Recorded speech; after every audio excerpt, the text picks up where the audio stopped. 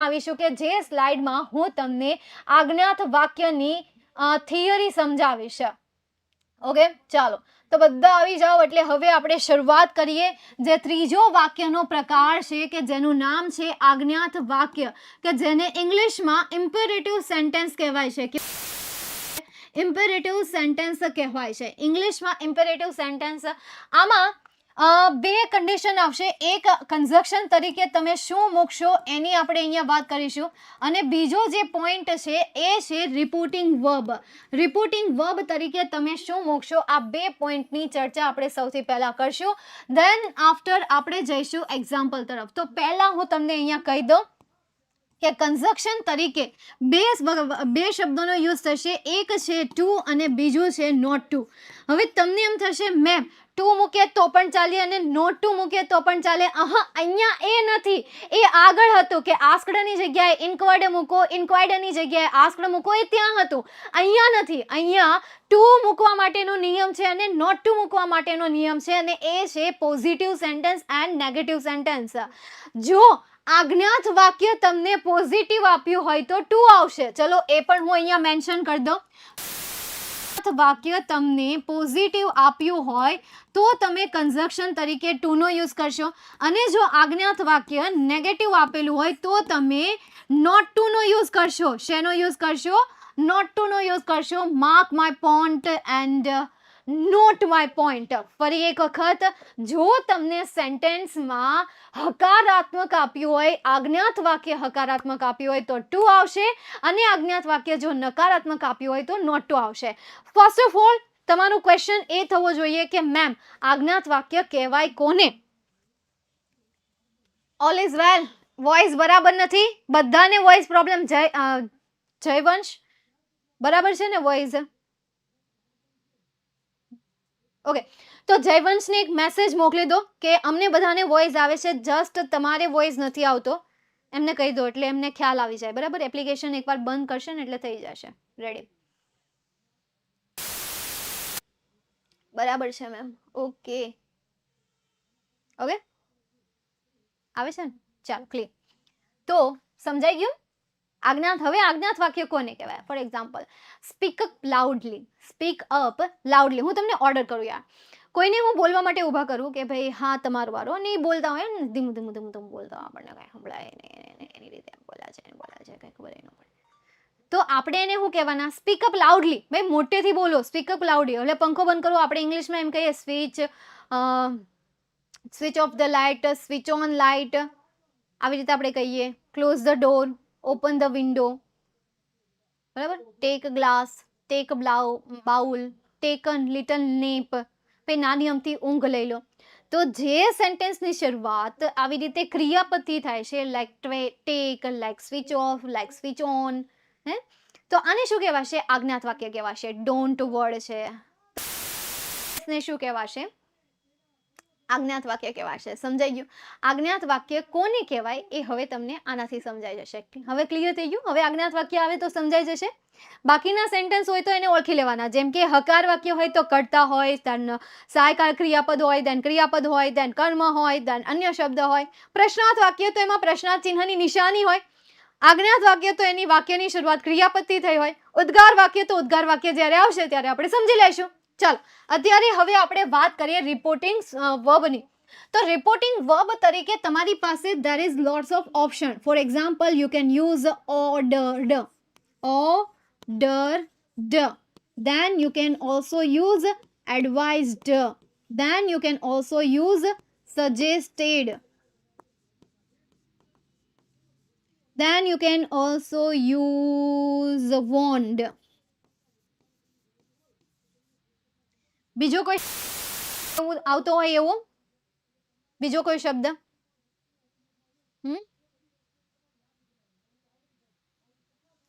છે કોઈ હજુ?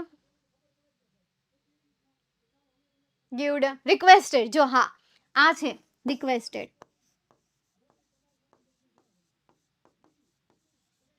હવે આ જે રિપોર્ટિંગ વર્ક છે એ તમારા ગુજરાતી ઉપર ડિપેન્ડેડ છે. તમને ગુજરાતી કરતા આવડતું હશે ને તો તમે રિપોર્ટિંગ વર્બ લખી શકશો. ફોર એક્ઝામ્પલ, તમને સેન્ટેન્સમાં હુકુમ દેખાય અથવા તો તમને એમાં આજ્ઞા દેખાય તો ત્યારે શું આવે? ઓર્ડર્ડ આવે. જો સેન્ટેન્સમાં સલાહ હોય તો ત્યારે શું આવશે? એડવાઇઝડ આવશે. જો સેન્ટેન્સમાં સૂચન હોય તો સજેસ્ટેડ આવે. જો સેન્ટેન્સમાં વોર્નિંગ હોય મતલબ કે ચેતવણી હોય તો વોર્ન આવશે. જો કોઈને ચેતવણી આપતા હોય તો વોર્ન આવશે. અને જો સેન્ટેન્સમાં વિનંતી હોય તો શું આવશે? રિક્વેસ્ટેડ આવશે. હવે સેન્ટેન્સ શબ્દો દૂર થશે એ શબ્દોને હું એક સરસ મજાના બોક્સમાં લખી દઈશ. દૂર થતા શબ્દો હું અહીંયા લખું છું. જેમ કે તમને સેન્ટેન્સમાં અલાસ વર્ડ આપેલો છે, જેમ કે તમને સેન્ટેન્સમાં પ્લીઝ જેવો શબ્દ આપેલો છે, જેમ કે તમને સેન્ટેન્સમાં ઓ જેવા શબ્દ આપ્યા છે, આ જેવા શબ્દ આપ્યા છે, તો એ શું થઈ જશે? રિમૂવ થઈ જશે. આવા કોઈ પણ એક્સપ્રેશન આપેલા હોય તો એવા સેન્ટેન્સને તમારે શું કરી દેવાના છે? પ્રેમથી રિમૂવ કરી દેવાના છે. ઓકે, હુર્રા જેવા શબ્દ છે તો એને શું કરી દેવાના? રિમૂવ કરી દેવાના છે. મેમ હિરણ સરનો અવાજ આવે છે. હા, બાજુમાં જ લેક્ચર લે છે. સોરો જેવા શબ્દ છે તો એ શબ્દને તમારે શું કરી દેવાના? કાઢી નાખવાના, ટાટા બાય બાય કરી દેવાનું. Okay, clear? નેક્સ્ટ એના પછી આગળ આપણે સમજીએ, એક્ઝામ્પલ જોઈએ. આ નિયમોને યાદ રાખજો. એક્ઝામ્પલ જોઈએ. હવે અહીંયા તમને આપ્યું છે my father said to me don't waste your precious time. હવે આપણા પપ્પા આપણને તમારો કિંમતી સમય ના બગાડો. તમારા પપ્પા તમને એમ કહે છે કે તમારો કિંમતી સમય ના બગાડો, તો એ તમને શું કરે છે? વિનંતી તો કરતા નહીં હોય, તો અહીંયા એ તમને શું આપે છે? સલાહ આપે છે. તો સલાહ માટે આપણે શું યુઝ કરશું? એડવાઇઝડનો યુઝ કરશું. એક પપ્પા તરીકે હક બને કે આપણને સલાહ આપી શકે. તો પપ્પા આપણને અહીંયા સલાહ આપે છે તો આપણે અહીંયા લખશું એડવાઇઝડ, કે ભાઈ માય ફાધર. એડવાઇઝડની જગ્યાએ તમે સજેસ્ટેડ પણ લખી શકો. My father advised. You can also write suggested me. વાક્યને જોડવા માટે વાક્ય કેવું છે? તમને નોટ દેખાય છે? નેગેટિવ દેખાય છે કે સિમ્પલ પોઝિટિવ દેખાય છે? હલો, વાક્ય કેવું દેખાય છે? પોઝિટિવ કે નેગેટિવ? Negative, right? તો હવે વાક્ય નેગેટિવ છે તો ટુ આવશે કે નોટ ટુ આવશે બેટા? ટુ આવશે કે નોટ ટુ મૂકશો તમે? Not to. તો અહીંયા આપણે શું મૂકીશું? Not to. હવે આ પોઝિટિવ થઈ જશે, એની જગ્યાએ ડુ. નોટ ટુ ટુ અથવા સોરી ડોન્ટ આખું નીકળી જ જશે. નોટ ટુ ડુ નહીં, પરંતુ ડોન્ટ આખું શું થશે? રિમૂવ થઈ જશે. કારણ કે ઓલરેડી અહીંયા નોટ આવી ગયું, તો આ ફરી વખત નોટ લખવાની જરૂર છે નહીં. એકવાર આપણે નોટ લખી દીધું તો બીજી વાર નોટ લખવાની જરૂર નથી. એની પછી સીધું કયું આવશે? વેસ્ટ. યોર એ કયો પર્સન છે? Second person. તો મીના આધારે યોરનું યોર જ રહેશે. તો યોર પ્રિસિયસ ટાઈમ. આ થઈ ગયું તમારું પહેલું સેન્ટેન્સ. હવે જોઈ લો, યોરનું મેં યોર શું કામ રાખ્યું? કારણ કે મને સેકન્ડ પર્સન આપ્યો છે, અને સેકન્ડ પર્સન હોય તો સાંભળનારને આધારે ફેરફાર થાય. સાંભળનાર તરીકે મને મી આપેલું છે, અને મી આપ્યું છે એટલા માટે મેં યોરનું યોર રાખ્યું. હવે મી એટલે કે કોણ? મી એટલે કોણ? હી, શી ઓર ઇટ, મતલબ કે કોણ? એટલા માટે અહીંયા યોરનું શું રહેશે? Your precious time. નેક્સ્ટ એના પછી પંક્તિ સેડ ટુ સાહિલ. તો એનો મતલબ કે રિક્વેસ્ટ કરે છે, તો આપણે અહીંયા લખીએ પંક્તિ રિક્વેસ્ટેડ. શું આવશે? પંક્તિ રિક્વેસ્ટેડ. કોને રિક્વેસ્ટ કરે છે? સાહિલને. તો લખીએ આપણે અહીંયા સાહિલ. પંક્તિ રિક્વેસ્ટેડ સાહિલ. વાક્ય કેવું છે? હકાર. તો શું આવશે કન્જક્શન તરીકે? ટુ. વાક્ય હકાર છે તો કન્જક્શન તરીકે શું આવશે? ટુ આવશે. તો મેં અહીંયા મૂક્યું ટુ. ત્યારબાદ અહીંયા તમને ગીવ આપેલું છે, ગીવનું રહેશે ગીવ. પ્લીઝ શબ્દ શું થઈ જશે? અહીંયાથી નીકળી જશે. ત્યારબાદ મી એ કયો પર્સન છે? First person. કોના આધારે ફેરફાર થશે? બોલનારને આધારે. તો મી પંક્તિ, પંક્તિ છોકરી છે તો મીનું શું થઈ જશે? હર. ત્યારબાદ યોર એ કયો પર્સન છે? Second person. કોના આધારે ફેરફાર થાય? સાંભળનારને આધારે. સાંભળનાર તરીકે કોણ છે? સાહિલ. તો સાહિલ નું શું આવશે? His full support to win. બાકીનામાં કોઈ ફેરફાર નહીં થાય. Win the election. Full stop. લો, આવા ચેન્જીસ કરવાના છે. નેક્સ્ટ એના પછી આગળ જોઈએ આપણે. Virat said to Harshit. Sit silently or I will punish you. શાંતિથી બેસ, નહીં તો હું તને પનિશ કરીશ. તો આ તમને શું દેખાય છે? ધમકી દેખાય છે. હલો, હા, ડસ કે ડીડ જેવા આપેલા નકારાત્મક હોય ને ઉર્મિલા તો જ હો. ડીડ આપ્યું હોય ને નકારાત્મક હોય ને તો જ એને રિમૂવ કરવાનું. ડીડન્ટ આપ્યું હોય, ડોન્ટ આપ્યું હોય, કાન્ટ આપેલું હોય, સોરી કાન્ટ તો ન આપ્યું પરંતુ ડોન્ટ આપેલું છે, ડીડન્ટ આપેલું છે, તો એમાંથી ડુ અને ડઝ નીકળી જશે. ડુ, ડઝ અને ડીડ નીકળી જશે. બાકી એ સિવાયના સહાયકારક ક્રિયાપદ રહેશે એવું આપ્યું હોય તો. ધમકી, તો ધમકી માટે શું આવશે? વોર્ન આવશે, ચેતવણી આપે છે. તો આપણે વોર્ન લખીએ. તો વિરાજ વોર્ન, કોને વોર્નિંગ આપે છે? હર્ષિતને. તો વિરાજ વોર્ન હર્ષિત ટુ ટુ ટુ આવશે ને, બરાબર ને? ટુ આવશે, ટુ આવશે, યસ. તો આપણે ટુ મૂકીએ. ટુ સીટ સાયલેન્ટલી ઓર આઈ કયું પર્સન? First person. તો કોના આધારે ફેરફાર થાય?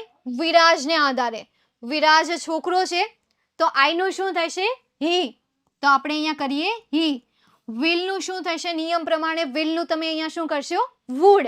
તો હું અહીંયા કરું વુડ. પનિશ યુ એ કયો પર્સન? Second person. તો હર્ષિત નું શું થાય? હિમ. તો હું અહીંયા કરી દઉં હિમ. નેક્સ્ટ એના પછી આગળ Akash said to Drishti, kindly tell me the answer of this question. Kindly, kindly એટલે શું થાય ખબર છે? મહેરબાની કરીને. કાઇન્ડલી એટલે મહેરબાની કરીને. તો હવે વિચારો, વોર્ન આવશે, રિક્વેસ્ટેડ આવશે, એડવાઇઝડ આવશે કે સજેસ્ટેડ આવશે? Requested, right. તો આપણે અહીંયા લખીએ રિક્વેસ્ટેડ. તો આકાશ requested ધરતી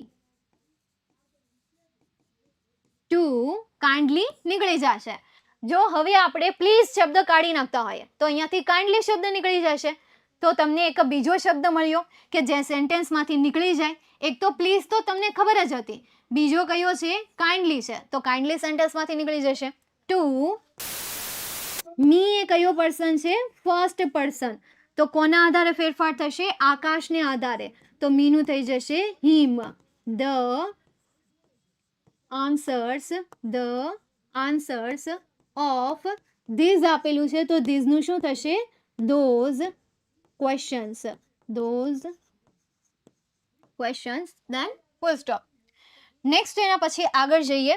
ખ્યાતિ said to her friend don't behave rudely to your parents. ખ્યાતિએ એના મિત્રને કહ્યું તારા પેરેન્ટ્સ સામે તું આવી રીતે રૂડલી બિહેવિયર નહીં કર. રૂડલી એટલે શું થાય યાર?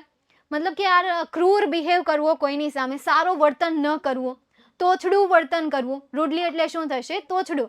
મેમ આમાં કાળ પ્રમાણે ચેન્જીસ કરવાના, આવતા હોય તો કરવાના.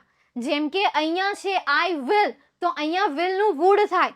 આ છે એક જ સેન્ટેન્સ પણ ઓર મૂક્યું છે, કન્જક્શન મૂક્યું છે. દેટ મીન્સ સેન્ટેન્સ છે.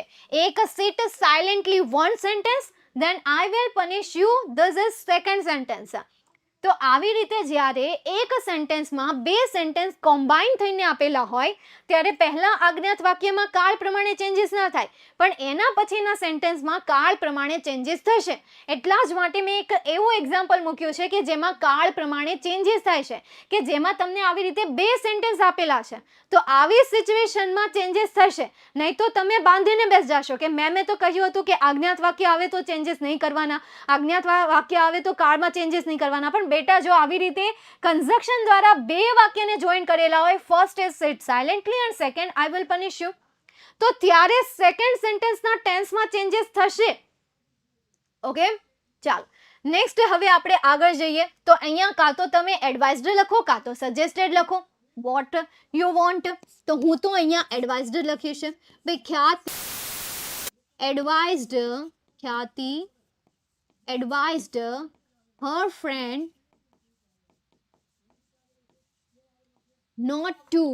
her friend not to behave rudely to your parent second person, તો હર ફ્રેન્ડના આધારે શું થશે? Her parents. Full stop. Clear? સમજાઈ ગયું? ગ્રામર બુક લેવાય, તૈયારી કરવી હોય તો લેવાય, બાકી ન લેવાય. એ ગ્રામર બુકમાં છે ને બે ક્વેશ્ચન જૂના છે, એક રિપોર્ટેડ સ્પીચ, બીજું એડિટિંગ. બરાબર, આ બે ક્વેશ્ચન જૂના છે, બાકીનું બધું તમે એમાં પ્રેક્ટિસ કરી શકો. અને બીજું છે ફંક્શન, કમ્પ્લીટ ધ ફંક્શન આવે ને, કમ્પ્લીટ ધ ફંક્શન, કે જે હવે તમારે MCQ બેઝ થઈ ગયા છે. એ ફંક્શન તમારે આખા સોલ્વ કરવા માટેની એક લાઈન આપી છે, એમાં MCQ નથી આપે. એટલે જૂની મેથડ પ્રમાણે એક ગ્રામર ગીતાની બુક છે. એટલે તમારે જો પ્રેક્ટિસ કરવી હોય, કારણ કે MCQ ભલે આપેલા હોય, પણ તમને MCQ વગર આવડતું હશે તો MCQ આપેલા હશે તો વધારે સારું પડશે. પણ પહેલા MCQ વગર પ્રિપેર કરો. જો એવી રીતે તમે માનીને અથવા તો એવા વિચાર સાથે એ બુક લેવાનું વિચારતા હોય તો તમે લઈ શકો છો. બાકી તમારે જસ્ટ મતલબ નથી કરવું તો નહીં લેવાની, ખાલી ખોટા પૈસા નહીં બગાડવાના. બરાબર, ભલે તમારી પાસે પ્રથમ પૈસા પડ્યા હોય તોય મહેનત ન કરવી ને તો એ વસ્તુ નહીં લેવાની. એવું નહીં કે ભાઈ અમારી તરફથી બુક છે અથવા તો સંસ્થાની બુક છે એટલે વેચવા માટે આતું નહીં. સોલ્યુશન કરવું છે તો લો, નહીં તો નહીં. ઠીક છે? હિઝ શા માટે આવે? સેકન્ડ સેન્ટેન્સમાં હિઝ શા માટે આવે? કારણ કે યોર તરીકે આપણને સાહિલ આપ્યું છે. યોર સેકન્ડ પર્સન છે તો સાહિલના આધારે ફેરફાર થાય ને. યોર કેવો પર્સન છે? સેકન્ડ પર્સન છે, તો કોના આધારે ફેરફાર થાય? સાહિલ આધારે ફેરફાર થાય. એટલા માટે મેં યોરનું શું કર્યું છે? હિઝ કર્યું છે. સમજાઈ ગયું? ઓકે.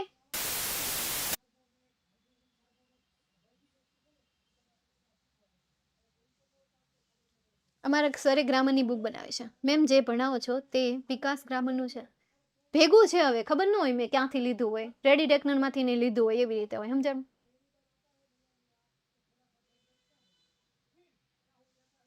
નહીં, હિમ આવે. કારણ કે હિઝ ક્યારે આવે? જ્યારે સંબંધક સર્વનામ આપ્યું હોય ત્યારે. યોર હોય તો હિઝ થાય. યુ કર્મ છે એટલા માટે હિમ થશે.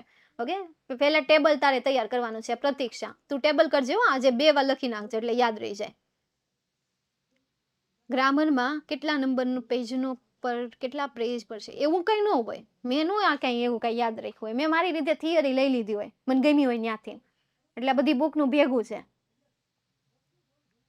બરાબર છે?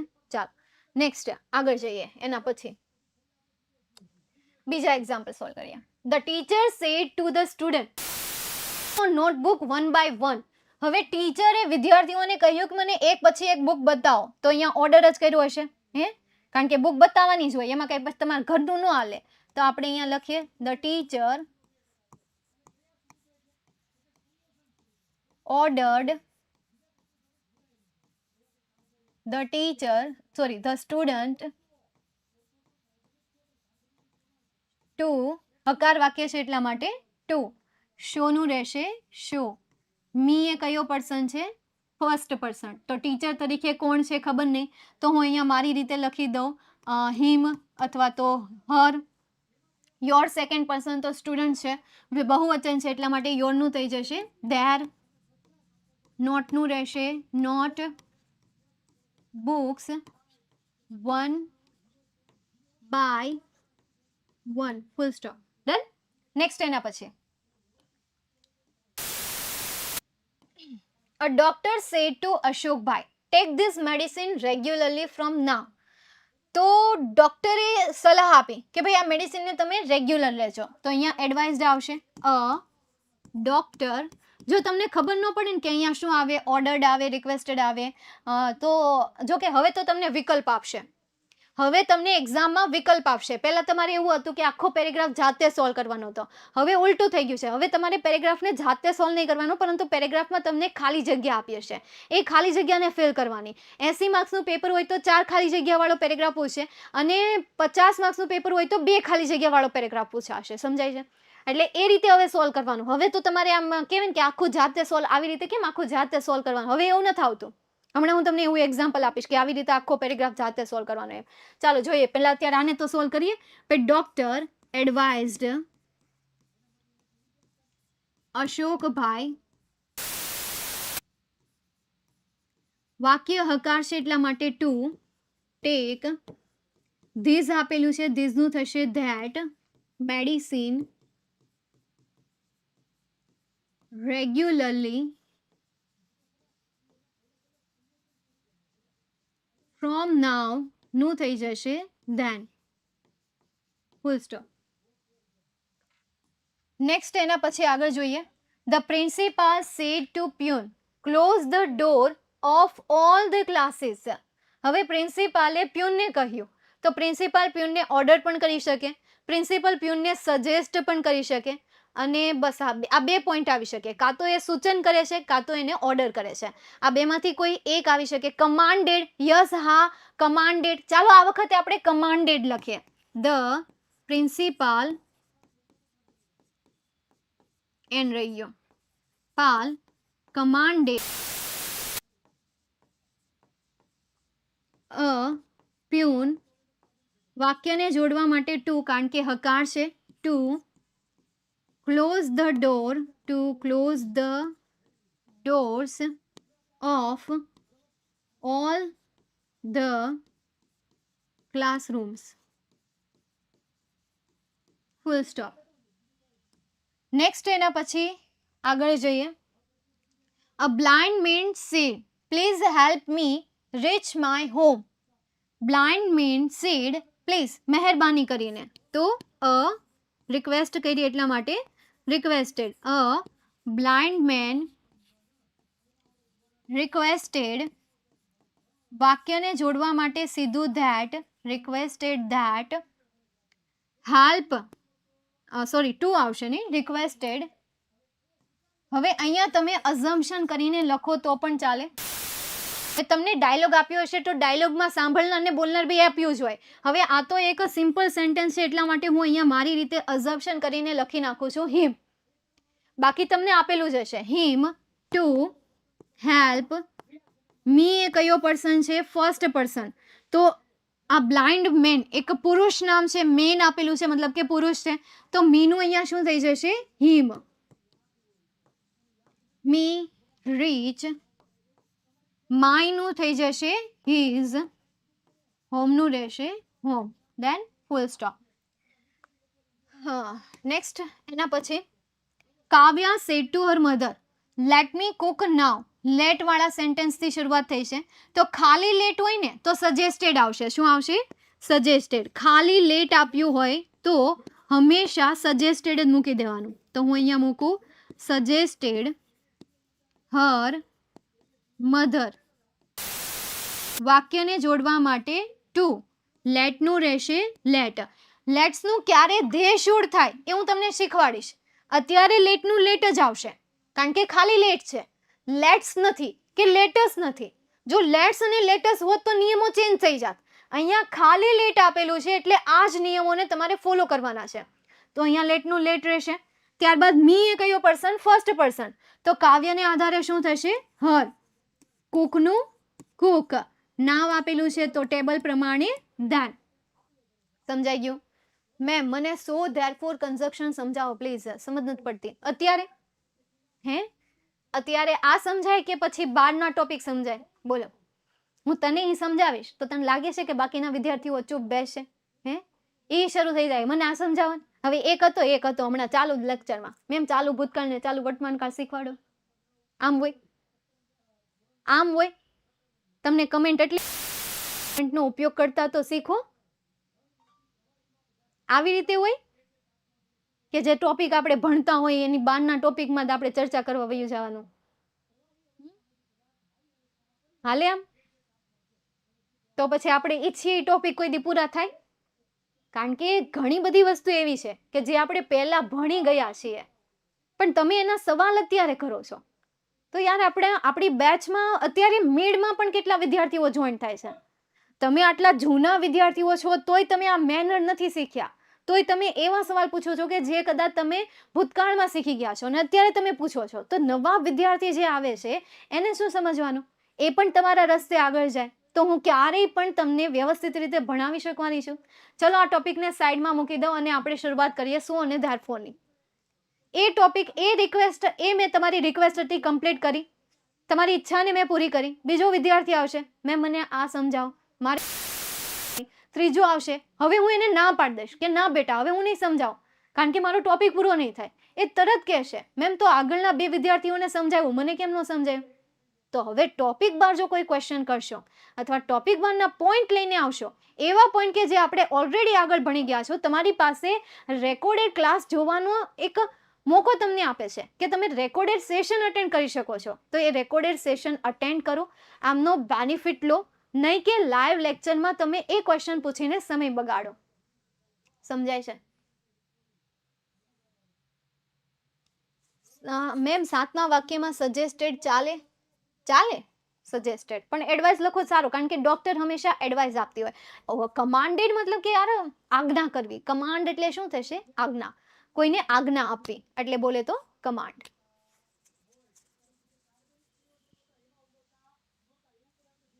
ના થાય બેટા, ટૂંક ના થાય. ચેન્જ ક્યાં કરવાનો છે? ટુ પછીનું ક્રિયાપદ હંમેશા મૂળરૂપ હોવું જોઈએ. પર એકવાર ટુ પછીનું ક્રિયાપદ મૂળરૂપ હોવું જોઈએ. ટુ ક્લોઝ મૂળરૂપ, ટુ હેલ્પ મૂળરૂપ, ટુ લેટ મૂળરૂપ, ટુ શો મૂળરૂપ, શોનું ભૂતકાળ શોડ, ટૂંકનું ટૂંક, કર્યું મેં ક્યાંય નહીં, ક્લોઝનું ક્લોઝડ, કર્યું નહીં. અહીંયા મેં હેલ્પનું હેલ્પડ, કર્યું નહીં. અહીંયા લેટનું લેટ, જો કે લેટ જ થાય, એનું કર્યું નહીં. સમજાણું? ચાલો નેક્સ્ટ આગળ જઈએ. એના પછી હવે મેં આ બધાનો ભેગો પેરેગ્રાફ લીધો છે. ચાલ જોઈએ. નરગીશ સવાલ પૂછે છે. શું કરે છે? સવાલ પૂછે છે. તો શું આવશે? નરગીશ આસ્ક્ડ. કોને સવાલ પૂછે છે? શમાને. તો શમા. નરગીશ આસ્ક્ડ શમા. વાક્યને જોડવા માટે ઇફ, યુ સેકન્ડ પર્સન, શમાને આધારે શી, ડીડ ભૂતકાળ, તો હેડ, હેડ પ્લસ V3 નું ફોર્મ. તો ગોનું V3 નું ફોર્મ શું થાય? Gone. Gone to Surat. Yesterday નું શું થઈ જશે? The previous day. ધ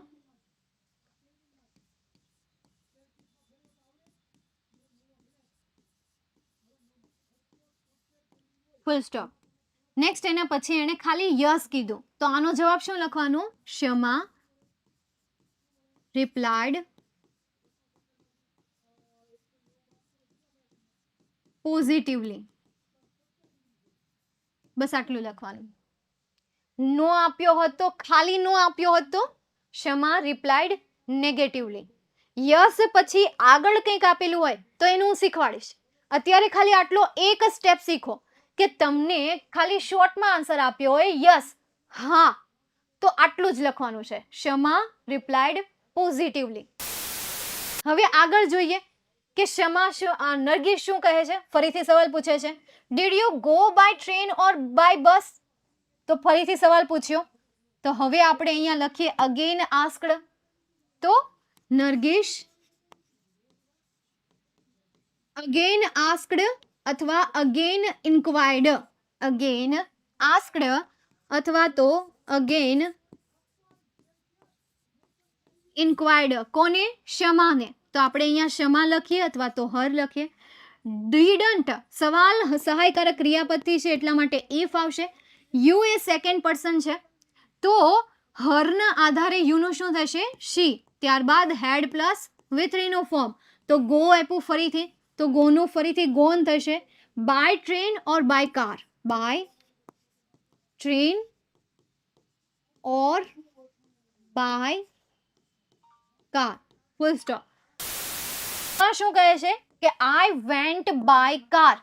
તો શમાએ રિપ્લાય કર્યો, તો શમા આન્સર્ડ અથવા તો શમા રિપ્લાયડ. બેમાંથી કોઈ પણ એક લખો. શમા આન્સર્ડ કોને? નરગીશને. તો આપણે અહીંયા લખીએ હર, અથવા તો નરગીશ તરીકે છોકરી પણ આવે અને છોકરો પણ આવે. આવે ને? બે આવે કહી શકાય આપણે. મને તો નામ વાંચીને એવું લાગે છે કે ભાઈ નરગીશ આપણે છોકરી નહીં કહી શકીએ અને છોકરા નહીં કહી શકીએ. લાગે છે તમને એવું કે નરગીશ બંનેમાં આવી જાય? ટ્યુશનમાં ઈ ચાલે, ઈઝ હે નો આવે? આવે નો આવે? તો તમારા મતે શું આવે? નરગીશને શું કહીએ આપણે બોયમાં? મેમ મારી સિસ્ટરનું નામ નરગીશ જ છે. જોયું?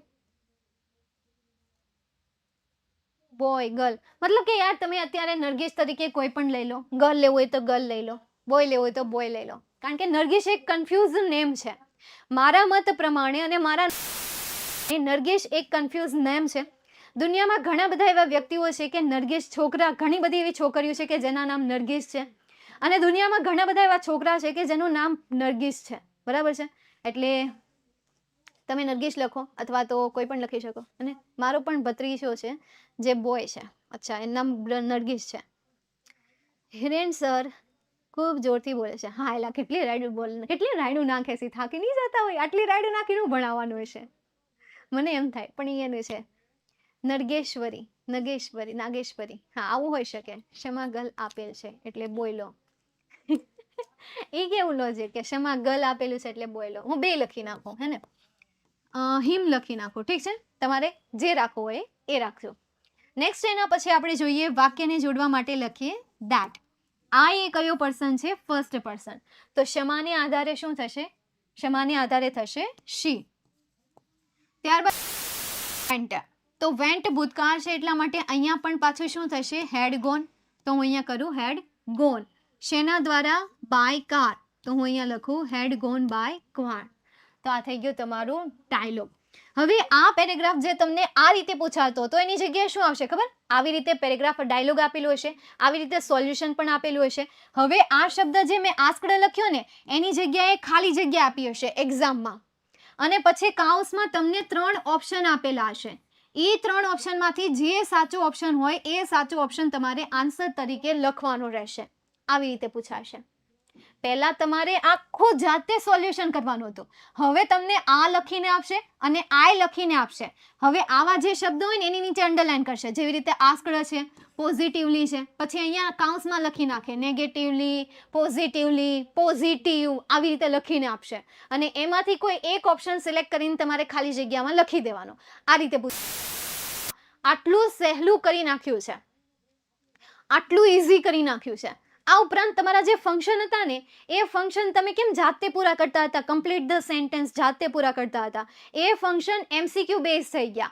એટલે કેમ આવી રીતે અડધું ફંક્શન લખ્યું હોય, પછી ખાલી જગ્યા આપી હોય, પછી કાઉન્સમાં ફંક્શનનું નામ આપ્યું, પછી તમારે જાતે પૂરું કરવાનું. એની જગ્યાએ ત્યાં તમને 4 ઓપ્શન આપશે. એ 4 ઓપ્શનમાંથી કોઈ એક ઓપ્શન સિલેક્ટ કરવાનો. પછી એડિટિંગ આવતું, ખબર તમારે? એડિટિંગ તમે પહેલી એક્ઝામ આપી હશે એડિટિંગની.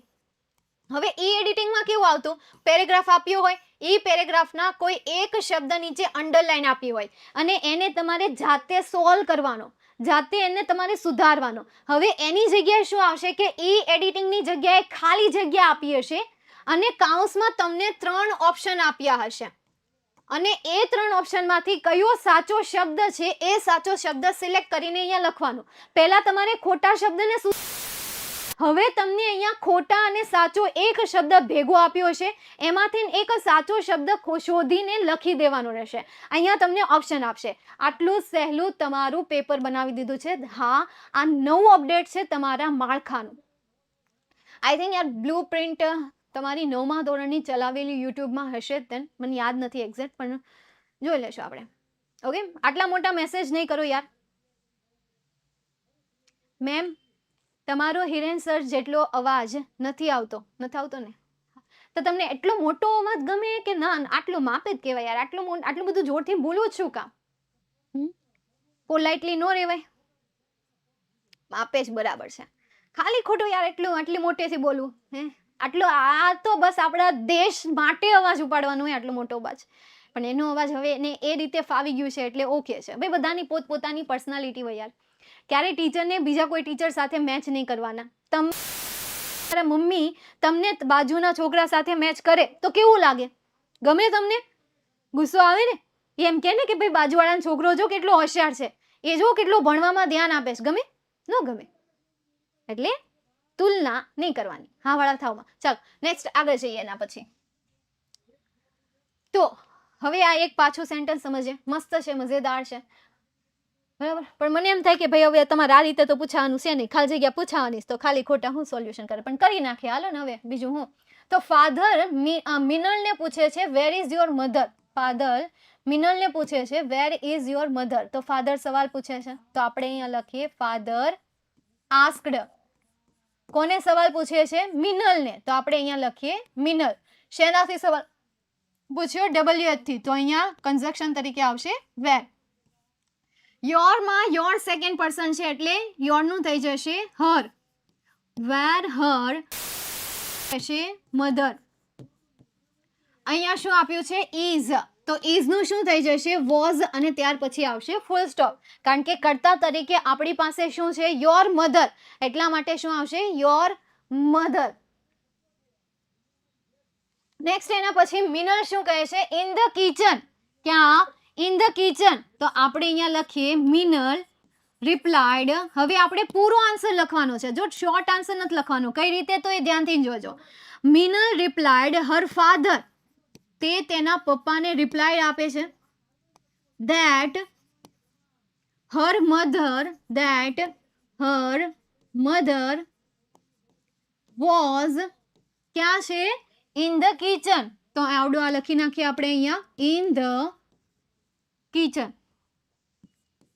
બસ આવી રીતે તમને કોઈ સીધા સેન્ટેન્સ આપ્યા હોય તો એ સેન્ટેન્સમાં ધ્યાન રાખવાનું. આવી રીતે શોર્ટ આન્સર આપ્યા હોય બનાવવાનો. પહેલો સવાલ શું હતો? કે તેની મમ્મી ક્યાં છે? તો હવે આ જવાબ શું આપશે? કે her mother was in the kitchen. કે તેની માતા કિચનમાં છે. શોર્ટમાં નહીં, પૂરો આન્સર. એટલા માટે મેં હર મધર ઉપરથી લઈ લીધું, વોઝ ઉપરથી લઈ લીધું, અને બાકીનો આન્સર મેં લખી દીધો એમનો એમ. કારણ કે કોઈ પણ સવાલ તમે પૂછો છો તો એ સવાલ જે કાળમાં પૂછ્યો હોય એ જ કાળમાં એનો આન્સર આપવાનો હોય છે.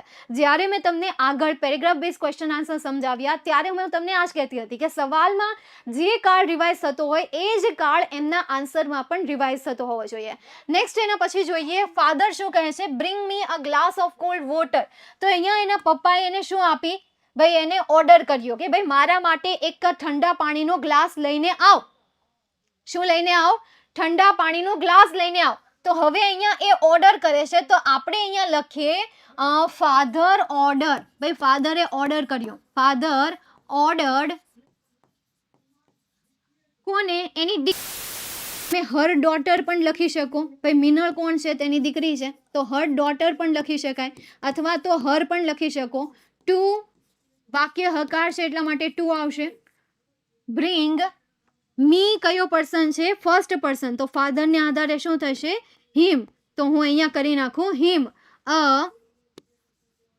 Glass of cold water. તો અહીંયા લખી દો ગ્લાસ ઓફ કોલ્ડ વોટર. આ થઈ ગયો તમારો સેકન્ડ પેરેગ્રાફ. લેટ્સ વાળામાં શું કરવું? હજી એ બાકી છે. અત્યારે ખાલી આ સમજો. હજી મેં પૂરું કરી દીધું કે બસ હવે અહીંયા સુધીને જ આપણે રાખીએ. હે, પૂરું તો કર્યું નથી. પ્રશ્ન ચિહ્ન ના આવે એમ ફર્સ્ટ સેન્ટેન્સમાં આવ્યું પ્રશ્ન ચિહ્ન ફર્સ્ટ. અચ્છા, અહીંયા તો આના માટે તમારે પહેલી થિયરી સમજવાની રહેશે. જે મેં પ્રશ્નાર્થ વાક્યની થિયરી સમજાવી છે અને ત્યારે મેં કહ્યું હતું કે પ્રશ્નાર્થ વાક્ય જે છે એ સાદા વાક્યમાં ફેરવાઈ જાય છે, અને જ્યારે પ્રશ્નાર્થ વાક્ય સાદા વાક્યમાં વાક્ય રિમૂવ થઈ જાય. આ એક નિયમ હતો અને એ નિયમ જ્યારે મેં પ્રશ્નાર્થ વાક્યના એક્ઝામ્પલ સોલ્વ કરાવ્યા ત્યારે મેં તમને કહ્યા હતા, પણ તમે કદાચ એ ધ્યાનમાં નહીં રહ્યો અથવા તો યાદ નહીં રહ્યું હોય. હે ને? ચાલો, ધની જગ્યાએ ધેટ ના આવે. ક્યાં છે ધ? તમને આપ્યું છે ધ. Reply her father. હા, અહીંયા ધેટ આવશે.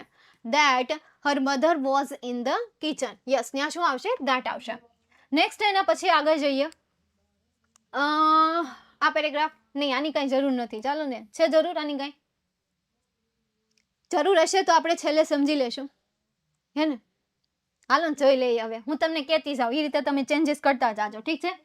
આ તો તમે જાતે કરો તોય ચાલે, નહીં પણ હું કરાવી દઉં છું. ધ્યાનથી જોજો. રાહુલ શું પૂછે છે? સવાલ. શું પૂછે છે? સવાલ. તો શું આવશે?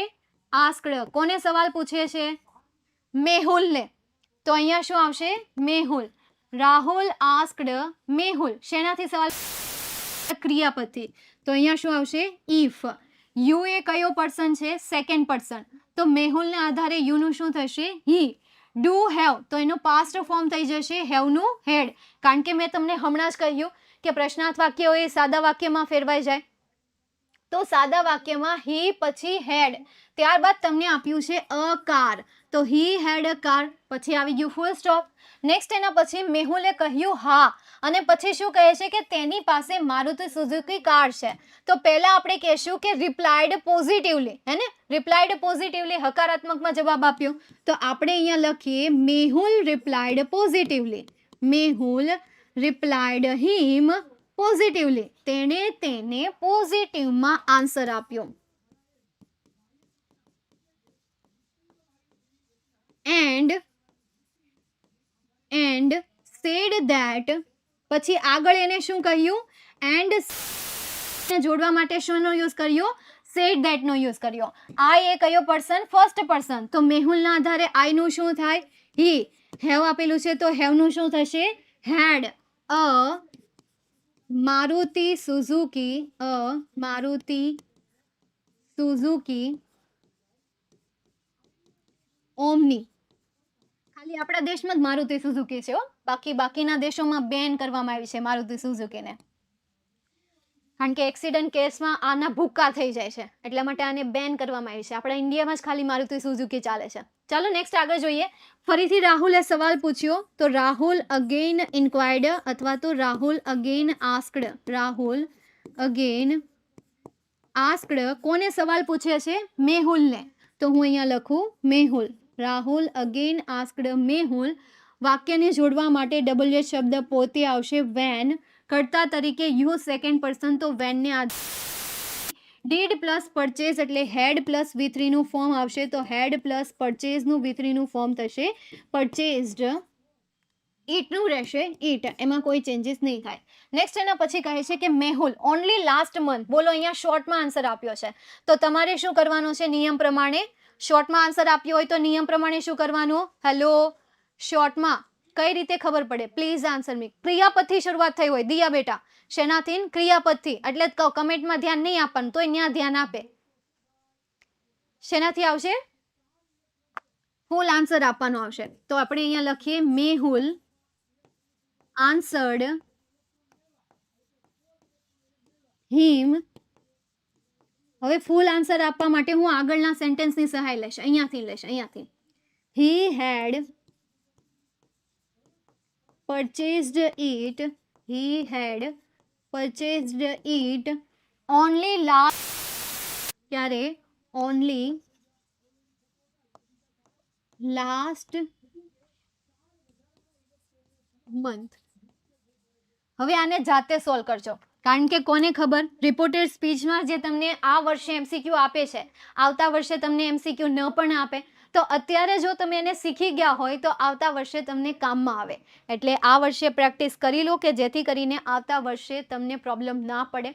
હજી નક્કી નથી બદલાય ન બદલાય, જો કદાચ આવતા વર્ષે કામમાં ન આવે તો 11મા ધોરણમાં કામમાં આવશે. થિયરી તો સેમ જ આવે ને, થિયરી આવડતી હશે તો ખાલી જગ્યા પૂરશો ને, થિયરી નહીં આવડતી હોય તો ખાલી જગ્યા નહીં પૂરાય.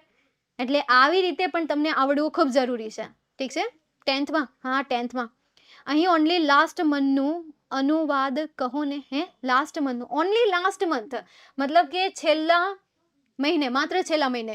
હી had purchased it only last month, તેણે હજુ બસ છેલ્લા જ મહિને કર્યું છે, હમણાં છેલ્લા મહિને, માત્ર છેલ્લા જ મહિનામાં પરચેસ કર્યું છે, માત્ર છેલ્લા મહિનામાં, હમણાં કે ને હમણાં, બસ ઈ એને જસ્ટની જગ્યાએ ઓનલીનો યુઝ કર્યો છે.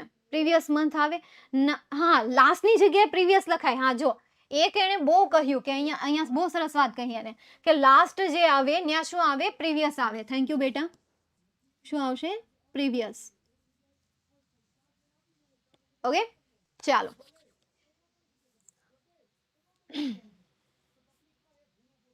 રાહુલ અગેન આસ્કડ પછી હિમના લખાય, તમે મેહુલની જગ્યાએ હિમ લખો તો હાલે, ના આવે એમ નહીં, મેં લખ્યું એ ખોટું નથી, પણ તમે મેહુલની જગ્યાએ હિમનો યુઝ કરી શકો. ઓકે ચાલો, તો અહીંયા સુધી હવે આપણે રાખીએ, મળીએ નેક્સ્ટ સેશનમાં. See you soon, bye and take care.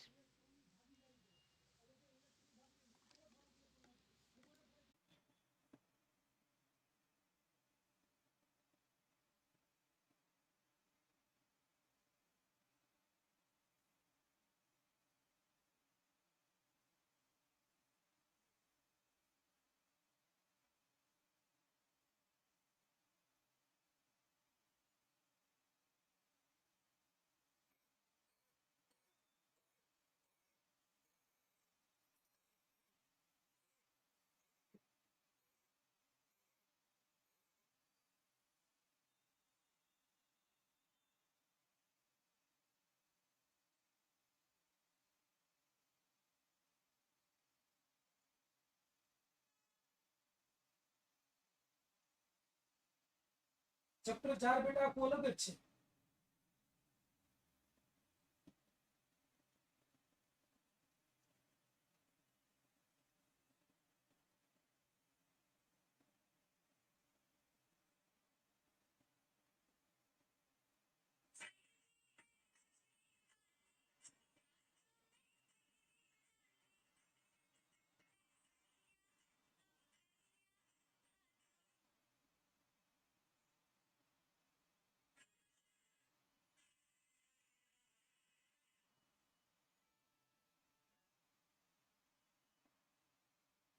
અરે ખ્યાલ છે.